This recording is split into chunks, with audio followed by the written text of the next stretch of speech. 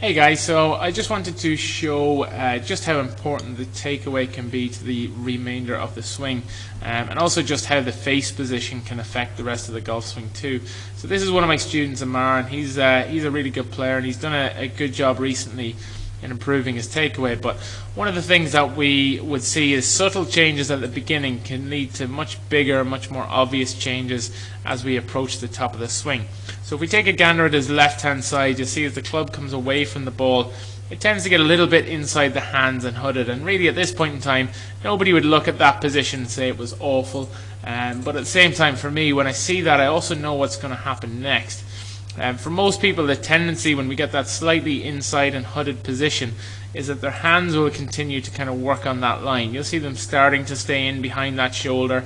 You'll see as we approach the chest high kind of position, you'll notice that the club face starts to get in a very shut place, and really from here he's going to be a bit stuck. He's going to have to compensate at some point in time to get that face back to square.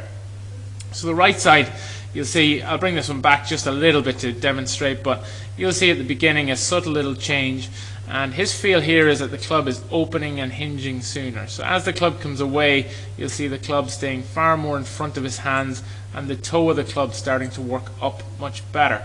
So you'll see here the club's definitely in a more open position at this point, and this really allows him to rotate his shoulders correctly, allows the club to track a little more on his right arm, and allows the hands to stay in front of the chest a little bit more. And I really prefer this because from this point of view there's no compensation to make. He can just literally turn down and through the shot, while on the left hand side he's either got to power through with his chest, which he's probably not going to be able to do, or he's going to have to try and hold the club face open or drop it underneath.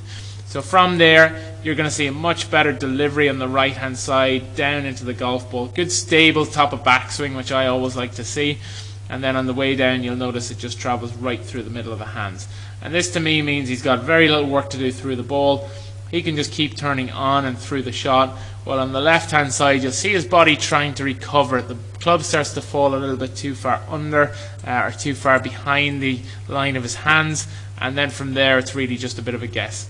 Right side, like I say, just a nice turn through and bang, good contact. So for me, simple changes in the takeaway can sometimes lead to much bigger things down the line, but it's always something that we would say is a key to getting good consistent contact.